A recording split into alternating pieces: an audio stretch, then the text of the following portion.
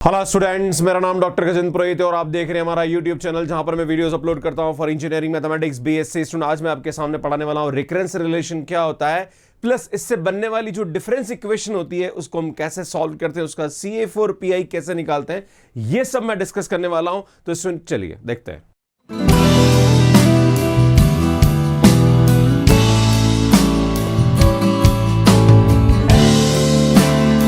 Student recurrence relation क्या होता है? Let an be the sequence and an equation connecting an with the finite number of other terms like an minus 1, an minus 2, an minus k। मतलब कोई भी अगर हमारे पास एक term है वो दूसरी टर्म के साथ यहां पे रिलेशन होती है, then such type of relation is known as a recurrence relation। For example, जैसे मैं आपके सामने बताना चाह रहा हूं कि मान लीजिए हमारे पास यहां पे n टर्म है, तो n से पहले वाली टर्म हमारे पास ये रह गई, राइट। तो मैं बताना चाहता हूं कि जैसे बाई चांस कोई भी हमारे पास सीक्वेंस आ रही, मान लीजिए हमारे पास कोई सीक्वेंस है A1 A2 जिसकी ये टर्म रह गई, right. an minus 1 an and then ये आ रहा है हमारे पास an प्लस 1, इस सब की हमारे पास कोई भी टर्म हो रही है, राइट। तो इसकी कोई टर्म, जैसे मान लीजिए ये हमारे पास an प्लस 1 वाली टर्म है, तो ये इसकी प्रीवियस टर्म के साथ रिलेशन में लिखी जा रही है। अगर इसका मतलब इसकी जो वैल्यू है इसकी प्रीवियस टर्म से रिलेशन में बनती है, जैसे मैं आपके सामने बोलना चाहता हूं कि मान लीजिए an plus 1 is equal to हमारे पास आ रहा an plus 2an minus 1, right. तो यार ये हमारे पास क्या होगा, एक रिकरेंस रिलेशन होगा, राइट। ये ध्यान देने की जरूरत है कि कोई भी सीक्वेंस है उसकी कोई भी टर्म है तो उसकी वैल्यू उसकी प्रीवियस टर्म के रिलेशन से निकलती है। Such relation is known as a recurrence relation, right. मैं आपके सामने एग्जांपल देता हूं, जैसे ये फिबोनाची सीक्वेंस होती है। फिबोनाची सीक्वेंस क्या होती है कि इसकी जो भी नेक्स्ट टर्म होती है वो उसकी प्रीवियस टर्म के रिलेशन से बनती है। जैसे मान लीजिए 1 है तो 1 को जोड़ेंगे तो 1 ही आएगा, फिर इन दोनों को जोड़ेंगे तो 2 आएगा, फिर इन दोनों को जोड़ेंगे तो 3 आएगा, फिर इन दोनों को जोड़ेंगे तो 5 आएगा, इन दोनों को जोड़ेंगे तो 8। तो इसका यहां पे रिलेशन क्या रहा, an is equal to an minus 1 plus an minus 2। So यार ये क्या हो रहा है, एक रिकरेंस रिलेशन हो रहा है। इस टाइप का जो रिलेशन होता है वो हमारे पास क्या होता है, फिर एक रिकरेंस रिलेशन होता है। ऐसा हम यहाँ पे जब हम स्पेशल फंक्शन पढ़ते हैं जहां पर बेसल और लीजेंडर में रिकरेंस रिलेशन होता है, वो इसी टाइप का यहाँ पे होता है, राइट। अब मैं आपको सामने बताना चाह रहा हूं कि जो भी हमारे पास रिकरेंस रिलेशन होता है उससे बनने वाली जो हमारे पास इक्वेशन होती है वो हमारे पास क्या कहलाती है, डिफरेंस इक्वेशन कहलाती है। जैसे ये हमारे पास क्या है, एक डिफरेंस इक्वेशन, राइट। अब ये जो डिफरेंस इक्वेशन होती है exactly like differential equation type की तो नहीं होती है, पर हाँ उस तरीके से यहां पे इसका हम सॉल्यूशन निकाल सकते हैं। सुन बात करेंगे ऑर्डर ऑफ रिकरेंस रिलेशन। तो जो भी हमारे पास रिकरेंस रिलेशन दे रखा है उसका ऑर्डर क्या है, तो यहां पे होता है the order of recurrence relation is difference between the greatest suffix and list suffix. तो जो भी हमारे पास सफिक्स, जैसे मैं आपके सामने बोलना चाह रहा हूं कि ये हमारे पास कोई रिकरेंस रिलेशन दे रखा है, तो इसका जो ऑर्डर आएगा वो क्या आएगा, सुन ये इसका सफिक्स n है, ये सबसे बड़ा सफिक्स है और ये सबसे छोटा सफिक्स है, तो इनका जो डिफरेंस होगा वो हमारे पास क्या होगा, लाइक इन दोनों का डिफरेंस ले लीजिए, है ना। तो यार इसका डिफरेंस निकालेंगे तो वो हमारे पास क्या आएगा 2। तो यार ये हमारे पास क्या होगा, ऑर्डर ऑफ रिकरेंस रिलेशन हो जाएगा। तो इस तरह से हम यहाँ पे ऑर्डर निकालते हैं। आगे बढ़ते हैं। अब बात करेंगे लीनियर रिकरेंस रिलेशन। जैसे हमारे पास लीनियर डिफरेंशियल इक्वेशन होती है, वहां पे y जो dy है, dy बाय dx है, d2y बाय dx स्क्वायर है, उसकी कोई डिग्री मतलब एक होनी चाहिए, एक से ज्यादा नहीं होनी चाहिए, प्लस ये प्रोडक्ट में नहीं होना चाहिए। इसी टाइप से यहाँ पे लीनियर रिकरेंस रिलेशन का कंसेप्ट भी यही कि जो भी हमारे पास सीक्वेंस की टर्म है उसका कोई स्क्वायर टर्म नहीं होना चाहिए, क्यूब टर्म नहीं होना चाहिए, दो हमारे पास टर्म आपस में प्रोडक्ट में नहीं होने चाहिए। अगर ऐसा हमारे पास रिकरेंस रिलेशन होता है तो यार वो हमारे पास क्या होता है, लीनियर होता है। अगर प्रोडक्ट में है या स्क्वायर टर्म है तो वो नॉन लीनियर रिकरेंस रिलेशन हो जाता है। तो यार ये हमारे पास क्या होगा, एक लीनियर रिकरेंस रिलेशन होगा। अब linear recurrence relation with constant coefficient का मतलब क्या होता है कि जो भी हमारे पास रिकरेंस रिलेशन दे रखा है उसके जो कोएफिशिएंट्स हैं वो हमारे पास क्या होने चाहिए, कांस्टेंट होने चाहिए। तो such recurrence relation is known as a constant coefficient recurrence relation, right. और इसको हम इस तरह से यहां पे लिख सकते हैं। सुन बात करेंगे जो भी हमारे पास लीनियर रिकरेंस रिलेशन होता है विद कांस्टेंट कोएफिशिएंट, उसको सॉल्व कैसे करते हैं। जैसे हम differential equation with constant coefficient solve करते हैं उसी टाइप का हमारे पास यहाँ पे कंसेप्ट होता है। यहाँ पे हम CA4PI निकालेंगे, मतलब जो भी हमारे पास रिकरेंस रिलेशन दे रखा है। जैसे मैं आपके सामने एक एग्जांपल देता हूं कि मान लीजिए हमारे पास यहाँ दे रखा है an plus 3 an minus 1 plus 2 an minus 2, ये हमारे पास दे रखा है बराबर 0 दे रखा है। तो इस पार्ट का जो आंसर होता है ये CF होता है और इस पार्ट का आंसर हमारे पास यहाँ पे क्या होता है, PI होता है। अगर बाई चांस जैसे मैं आपके सामने बोलूँगी यहाँ पे 0 की जगह हमारे पास मान लीजिए दे दिया जाए n square plus n plus 1, तो फिर इस पार्ट का जो आंसर आएगा वो हमारे पास क्या आएगा, PI आएगा। देन फाइनल आंसर जो होगा वो हमारे पास क्या होगा, CA प्लस PI होगा। अब मैं आपको बताना चाह रहा हूं कि मान लीजिए सबसे पहले मैं आपको CF का कंसेप्ट समझाता हूं कि अगर हमारे पास यहां पे 0 आ रहा तो कैसे हम यहां पे इस रिकरेंस रिलेशन को सॉल्व करेंगे, क्योंकि हमारे पास एक कांस्टेंट कोएफिशिएंट रिकरेंस रिलेशन है। तो सबसे पहले हम इसकी ऑक्सिलरी इक्वेशन निकालते हैं, फिर उसके बाद इसके रूट्स निकालते हैं। अगर इसके रूट्स सबके सब रियल एंड डिस्टिंक्ट है तो फिर इसका ये हमारे पास क्या होता है, इसका CF होता है लिखने का तरीका। जैसे मैं आपके सामने एग्जांपल देता हूं कि यार ये हमारे पास कोई इक्वेशन दे रखी है, रिकरेंस रिलेशन दे रखा है, तो कैसे इसको सॉल्व करेंगे। तो यहाँ पे इसको जो करने का तरीका होता है वो ये होता है, फिर मैं आपको तरीका बताऊंगा। an को हम x पावर n रख देंगे यहाँ पे और इसकी एक्सिलरी इक्वेशन निकालेंगे, तो xn आएगा, देन 3xn-1 आएगा प्लस 2xn-2 आएगा इज इक्वल टू 0। इसमें यहाँ पे क्या करेंगे, हम x पावर n-2 को कॉमन निकाल लेते हैं, तो ये आएगा हमारे पास x² plus 3x plus 2 is equal to 0। इसमें ये 0 में चला गया, ये बराबर हम 0 के बराबर रख देंगे, तो x² plus 3x plus 2 is equal to 0। तो इसमें x की वैल्यू हमारे पास आ जाएगी -1 एंड -2। इसमें दोनों वैल्यू डिस्टिंक्ट आ रही है एंड रियल आ रही है, तो इसका जो हमारे पास CF होगा वो ऐसे लिखेंगे, yn इज इक्वल टू यहाँ पे a1 और ये आएगा -1 पावर n प्लस a2, इसमें आएगा -2 पावर n। तो यार इस तरह से यहाँ पे हम इसको सॉल्व करते हैं। अब बात करते हैं कि अगर हमारे पास जो रूट्स आ रहे हैं वो इक्वल आ रहे हैं तो कैसे करेंगे। तो सुन मैं आपके सामने एक रिकरेंस रिलेशन लेता हूं। मान लीजिए रिकरेंस रिलेशन हमारे पास an है प्लस 4an-1 प्लस 4an-2। मान लीजिए ये हमारे पास कोई रिकरेंस रिलेशन आ रहा है और उसको हमें सॉल्व करना है, तो मैं आपको बताना चाह रहा हूँ इसका सीधा लिखेंगे, हम an को xn ले लेंगे, तो फिर ये हमारे पास आ जाएगा सुन x² प्लस 4x प्लस 4, या इसको हम m ले लीजिए, m² प्लस 4m प्लस 4 हो जाएगा बराबर 0 रखेंगे। इसमें इसको सॉल्व करेंगे यहाँ पे, तो हम जानते हैं यहाँ पे हमारे पास x की वैल्यू क्या आ जाएगी, -2 n-2 आएगा, दोनों रिपीट कर रहा है और जब भी रिपीट करता है तभी हमारे पास यहाँ पे सुनिए n आता है, please corrected, this is n, right, ये हमारे पास n आएगा। तो इसका जो हमारे पास CF आएगा वो क्या आएगा सुन, तो CF आएगा yn is equal to, actually yn की जगह हम an लिखेंगे यहाँ पे क्योंकि जो हमारे पास सोल्यूशन आएगा वो an फॉर्म में आएगा, तो सुन आप इसको an लिख दीजिए, ज्यादा अच्छा रहेगा यहाँ पे, है ना। तो जो CF आएगा वो हमारे पास an आएगा, तो यहाँ पे हमारे पास जो CF आएगा वो क्या आएगा सुन, an आएगा यहाँ पे, है ना। तो सुन ये हमारे पास क्या आएगा, an इज इक्वल टू, यहाँ पे इसका जो सोल्यूशन आएगा वो आएगा हमारे पास a1 plus a2n -2 power n। सुन ये हमारे पास क्या आएगा, इसका सॉल्यूशन आएगा और इस तरह से यहाँ पे इसको हम यहाँ पे क्या करते हैं, सॉल्व करते हैं। अब बात करेंगे इसमें अगर हमारे पास जो रूट्स आ रहे हैं वो कॉम्प्लेक्स नंबर आ रहे हैं और नॉन रिपीटेड आ रहे हैं, तो यार उस वाले केस में हम यहाँ पे क्या करते हैं, देखिए। सो हम यहाँ पे क्वेश्चन लेंगे, ये आएगा an plus 2an-1 plus 4an-2 is equal to 0। मान लीजिए ये हमारे पास कोई डिफरेंस इक्वेशन है और इसको हम सॉल्व करेंगे, तो यहाँ पे क्या करेंगे, इसमें नॉर्मली हम यहाँ पे क्या करते हैं, यहाँ पे x² आ जाता है, वही x पावर n करेंगे जो मैंने बताया वही तरीका है ना, 2x आ जाएगा n plus 4 is equal to 0। इसमें इसकी वैल्यू निकालेंगे, रूट्स निकालेंगे, तो हमारे पास यहाँ पे इसके जो रूट्स आएंगे वो क्या आएंगे, इसमें x is equal to -2 plus minus, इसमें ये b² दैट इज हमारे पास 4 माइनस का 4ac, तो ये हमारे पास 16 आ जाएगा डिवाइडेड बाई 2। तो यार हमारे पास ये वैल्यू आएगी -2 प्लस माइनस का 12 आएगा, तो ये आएगा हमारे पास 3, ये आएगा हमारे पास 2√3 आयोटा डिवाइडेड बाय 2 हो जाएगा। इसको जब सिंप्लीफाई करेंगे हम तो सुनिए आएगा -1 प्लस माइनस √3, ये हमारे पास क्या आएगा, सुन इसके रूट आ जाएंगे। क्लियर है। अब मैं बताना चाह रहा हूं कि अब हमें यहाँ पे क्या करना है, इसका जो CF लिखने का तरीका होता है ये होता है, हमें R चाहिए। तो सुन यार ये हमारे पास अल्फा है, तो अल्फा हमारे पास -1 दे रखा है और बीटा हमारे पास यहाँ पे √3 दे रखा है, तो हम क्या करेंगे, सुन R की वैल्यू निकालेंगे, तो ये आएगा α² प्लस β²।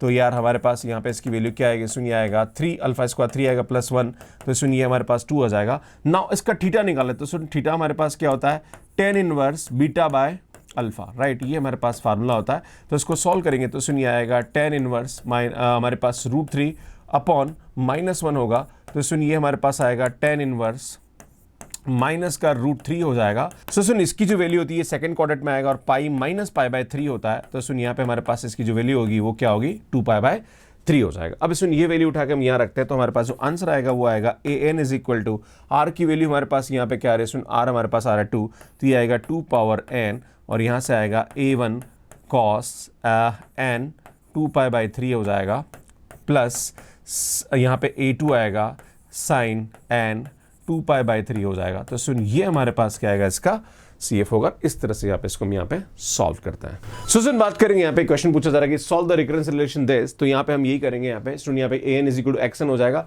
तो नॉर्मली ये x² minus 3x plus 2 type का आ जाएगा जो मैंने बताया इज इक्वल टू 0।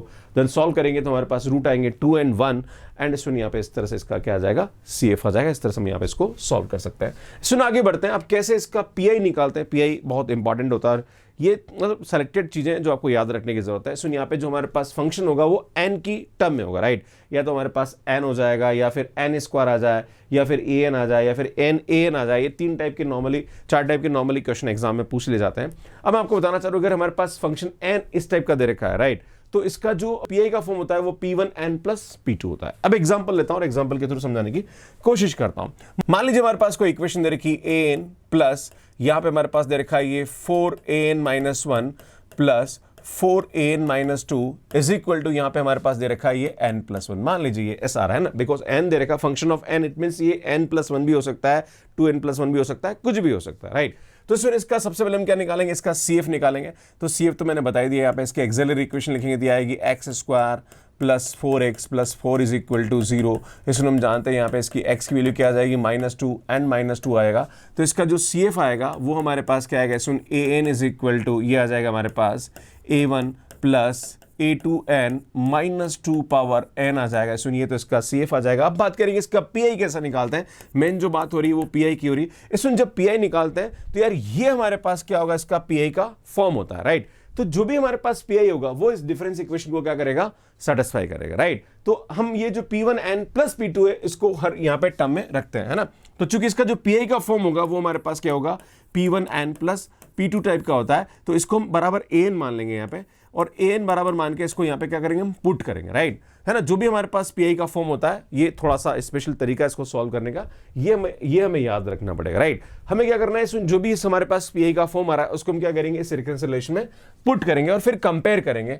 तो सुन यहाँ पे इसको पुट करता हूं मैं। तो जैसे मैं इसको पुट करूंगा, मैं थोड़ा सा चेंज कर लेता हूं। सुन यहाँ पे मैं पुट करता हूं तो ये आएगा हमारे पास p1n प्लस p2 हो जाएगा, प्लस ये सुनिए आएगा 4, यहाँ पे n-1 है तो ये आ जाएगा p1n-1 प्लस p2 हो जाएगा, प्लस यहाँ पे n-2 है तो सुनिए आएगा 4p1n-2 प्लस यहाँ पे क्या आ जाएगा, सुन हमारे पास p2 हो जाएगा और इसको हम कंपेयर करेंगे n+1 से, राइट। अब सुन यहाँ पे जहाँ भी हमारे पास p1 की टर्म आ रही है इसको मैं एक साथ ले लेता हूँ। सुन p1 की टर्म हमारे पास एक तो यहाँ आ रही है, या एक काम करते हैं सबसे पहले n का कोफिशिएंट से मतलब है, मैं p1 से मतलब नहीं है तो हम n का कोफिशिएंट लेते हैं। तो सुन n का कोफिशिएंट एक तो यहाँ पे आ रहा है, एक n का कोफिशिएंट हमारे पास यहाँ आ रहा है दैट इज 4p1, राइट, और एक n का कोफिशिएंट हमारे पास यहाँ पे आ रहा है that is again 4p1, right.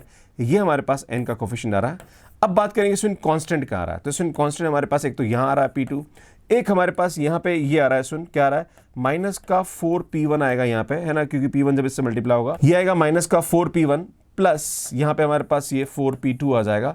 अब नेक्स्ट यहाँ भी हम देखते हैं तो सुनिए आएगा हमारे पास जब p1 इस -2 से मल्टीप्लाई होगा तो माइनस का 8 आ जाएगा, तो माइनस का 8p1 होगा एंड इस सुनिए यहाँ पे हमारे पास ये 4p2 हो जाएगा, राइट। ये हमारे पास कांस्टेंट टर्म आएगी n+1। अब इसमें हम जानते हैं कि ये जो टर्म है ये इसके कोफिशिएंट के बराबर होगी, इसका कोफिशिएंट 1 आ रहा है तो हमारे पास p1 4p1 एंड 4p1 तो सुनिए आएगा 9p1 बराबर किसके हो जाएगा, 1 के हो जाएगा। तो यार p1 की वैल्यू हमारे पास क्या आएगी, 1/9 हो जाएगी। अब सुन यहाँ पे इसको लेते हैं तो सबसे पहले देखते हैं कि हमारे पास p2 कितना है। तो ये 1 आ रहा है, ये 4 आ रहा है और ये 4 आ रहा है, तो 4 और 4 8 और एक 9, तो सुन 9p2 आ रहा है हमारे पास। और यहाँ पे क्या आ रहा है, सुन 8 और 4 12, तो सुन ये आ रहा माइनस का 12p1 इज इक्वल टू ये किसके बराबर होगा, कांस्टेंट टर्म के बराबर हो जाएगा। अब सुन p1 की वैल्यू हमारे पास क्या दे रखी है, 1/9 दे रखी है, तो 9p2 और ये हमारे पास आएगा 12/9 is equal to 1, then 9p2 is equal to हमारे पास आएगा 1 प्लस 12/9। तो सुन यहाँ पे इसको सॉल्व करेंगे तो 9 और 12 हमारे पास क्या आएगा, सुन 21/9 हो जाएगा। इसको कैंसिल करेंगे तो यार ये 7 आएगा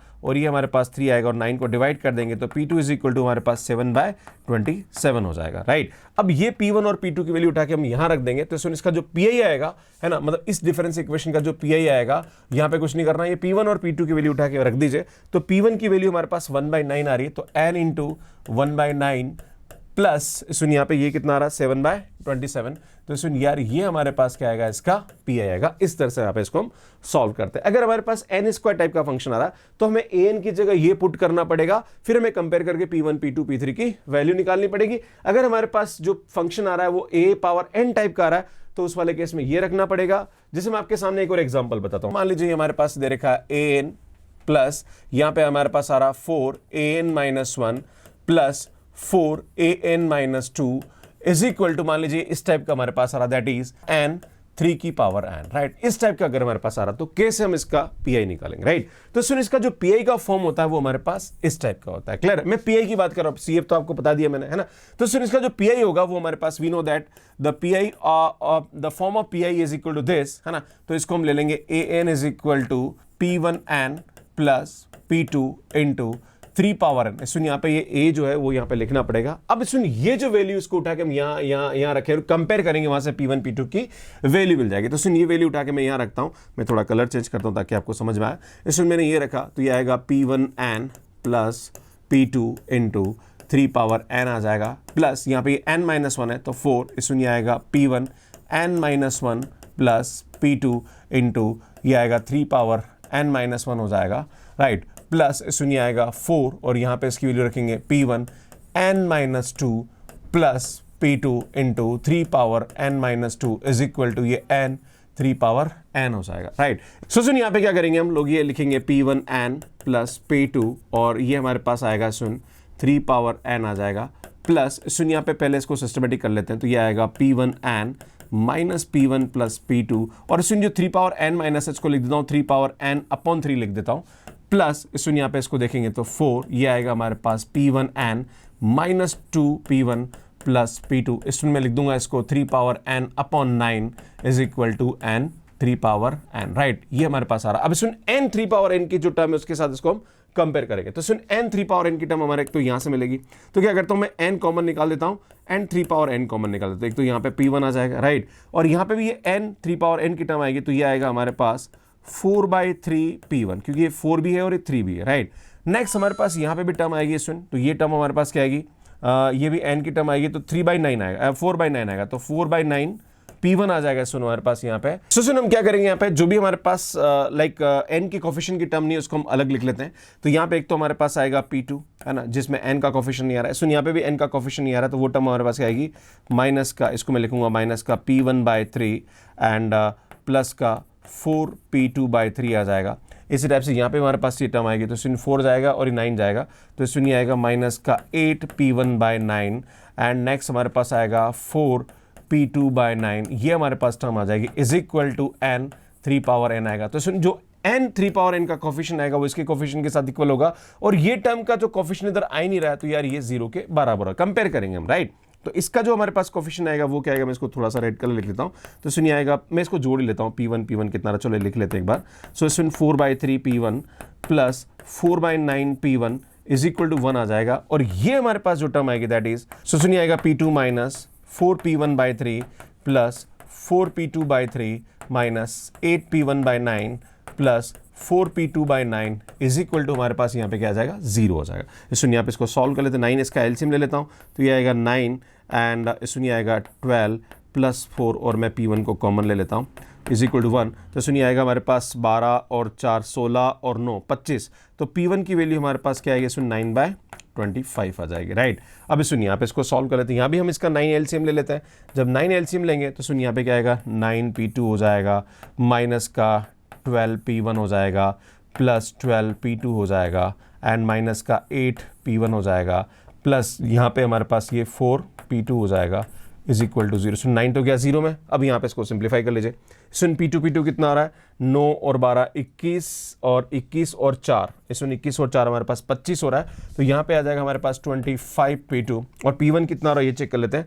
तो 12 और 8 20 हो रहा है, तो माइनस का 20P1 इज इक्वल टू 0, इसमें आएगा 25P2 is equal to 20P1, और P1 की वैल्यू हमारे पास क्या आ रही, 9/25 आ रहा है, तो सुन ये रख देंगे यहाँ पे। तो 25P2 is equal to 20 into 9/25 हो जाएगा।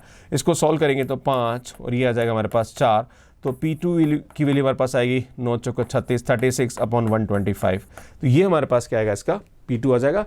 देन इसके बाद जो फाइनल इसका जो PI आएगा वो ये फॉर्म आएगा। सुन P1 P2 की वैल्यू पुट कर दीजिए, तो P1 की वैल्यू हमारे पास 9/25n आ रहा है एंड P2 की वैल्यू हमारे पास आ रही है प्लस का 36/125 इंटू यहाँ पे आएगा ये 3 पावर n, तो सुन ये इसका क्या हो जाएगा हमारे पास पी आई होगा। इस तरह से यहाँ पे इसको हम सॉल्व करते हैं। सो नेक्स्ट बात करेंगे कुछ और क्वेश्चंस के अंदर, क्वेश्चन को समझने की कोशिश करते हैं। यहाँ पे ध्यान दीजिएगा, ये हमारे पास एक क्वेश्चन दे रखा है, तो इसको कैसे सॉल्व करेंगे। सबसे पहले हम इसका CF निकालेंगे, वही ये आ जाएगा m स्क्वायर या x square plus 5x plus 6 है, तो 3 और 2 हमारे पास यहाँ पे रूट्स आ जाएंगे, तो इसका CF तो आप आराम से निकाल सकते हो। CF में क्या आएगा, -2n -3 आ जाएगा, और -2n -3 तो यार ये हमारे पास क्या आ जाएगा, इसका CF आएगा। अब बात करते हैं इसका PI। अब इसका PI हमारे पास किस टाइप का रहा, तो ये आ रहा 42 4 पावर n, तो यार ये इस टाइप का रहा, a पावर n टाइप का रहा। भाई यहाँ पे कांस्टेंट कुछ भी उससे मतलब नहीं, हमें यहाँ पे n की टर्म से मतलब है, क्योंकि PI n की टर्म का निकाला जाएगा, राइट। तो ये 4 पावर n टाइप का रहा है, तो सुनिए इस टाइप का रहा, तो इसका जो PI होता है वो होता है PA पावर n। तो हमें क्या करना है, इसको an मान लेंगे, है ना। हम क्या करेंगे, सुन यहाँ पे इसको an हमारे पास यहाँ पे क्या होगा, PAN होगा। तो P हमारे पास है n, a हमारे पास क्या है, सुन 4 है, तो 4 पावर n लेंगे। तो सुन ये जो an है इसको उठा के यहाँ रखना है, यहाँ रखना है और यहाँ रखना है, एंड देन इसको सॉल्व करेंगे और कंपेयर करेंगे तो हमारे पास आंसर आएगा। चलो मैं आपको बता देता हूँ। तो सुन हमारे पास जो an है वो हमारे पास क्या आएगा, सुन ये आएगा हमारे पास P एंड 4 पावर n आएगा, तो ये वैल्यू उठा के आप यहाँ रखेंगे, तो सुन ये आ जाएगा हमारे पास P 4 पावर n हो जाएगा, प्लस ये आएगा हमारे पास 5P एंड 4 पावर n-1 आ जाएगा, plus 6P and 4 power n-2 आ जाएगा यहाँ पे, right, is equal to 42 4 power n आ जाएगा। इसमें यहाँ पे क्या करेंगे, इसको डिवाइड बाय 4 कर देंगे, इसको डिवाइड बाय 16 कर देंगे, फिर ये 4 पावर n कॉमन निकाल के जो भी हमारे पास ये कोफिशिएंट आ रहा है इसको 42 के साथ क्या कर देंगे, कंपेयर कर देंगे, है ना।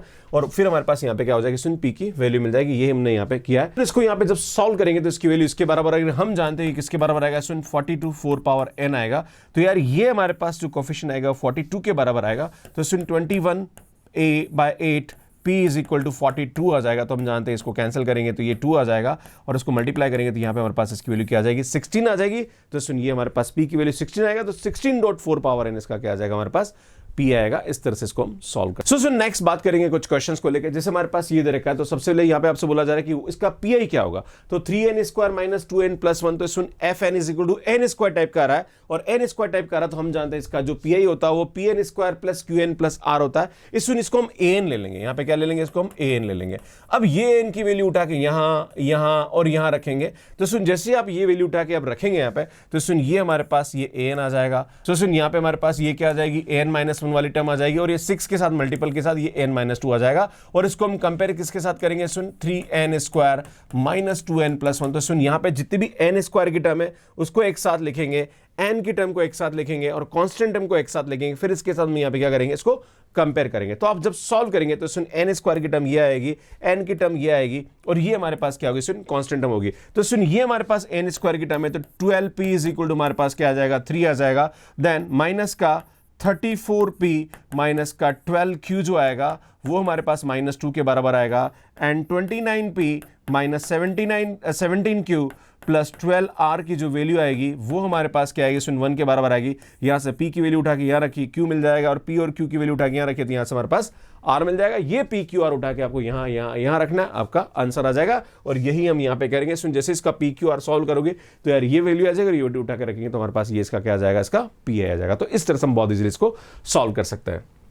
नेक्स्ट बात करेंगे सुन, सॉल्व द रिकरेंस रिलेशन। तो हमारे पास ये दे रखा है, यहाँ पे 0 आ रहा है, तो सिर्फ हमें यहाँ पे CF निकालना है, इसके PI निकालने की आवश्यकता नहीं है। कैसे करेंगे सुन, जब भी हमारे पास ऐसा क्वेश्चन आता है तो यहाँ पे हमारे पास ये डिग्री देखेंगे तो डिग्री 4 आ रही है, तो यहाँ पे हम इसको x पावर 4 लिखेंगे। सुन ये ध्यान देने की जरूरत, x पावर 4 आएगा, फिर नेक्स्ट टर्म जो आएगी वो x क्यूब आ जाएगी, प्लस ये आएगा हमारे पास 3x स्क्वायर माइनस का 4x प्लस का 2 इज इक्वल टू 0। यहाँ पे x की वैल्यू निकाल दीजिए।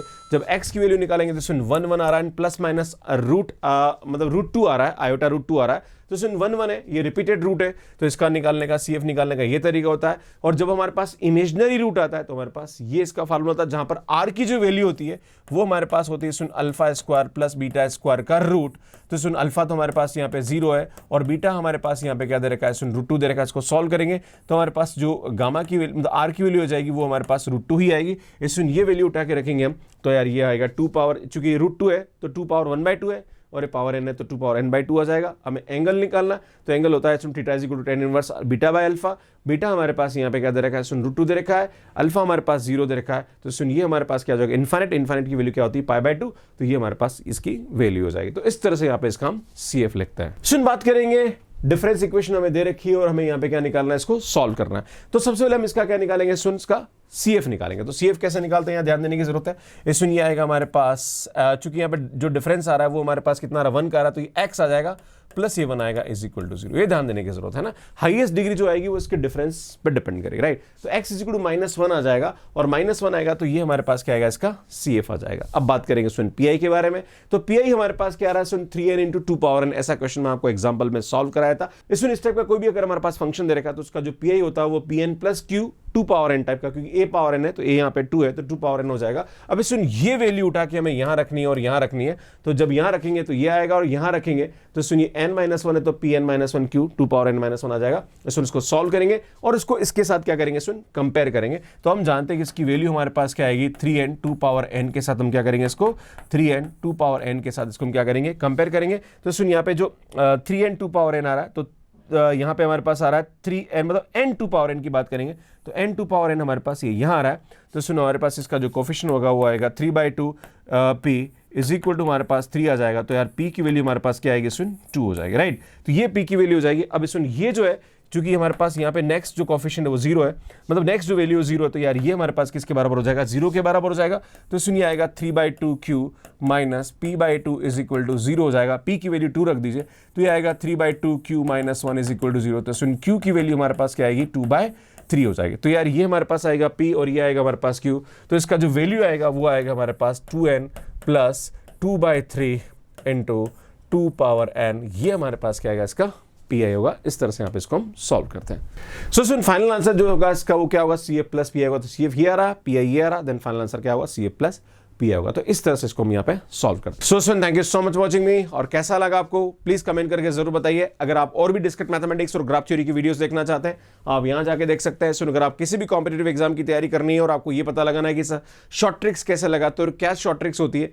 अगर यहाँ पे देखना चाहते हो तो यहाँ पे जाके देख सकते हैं। ये मेरा नया चैनल है और इसको यहाँ पे जाके आप सब्सक्राइब कर सकते हैं और यहाँ जाके आप मुझे इंस्टाग्राम पे फॉलो कर सकते हैं। Thank you so much, bye bye, धन्यवाद।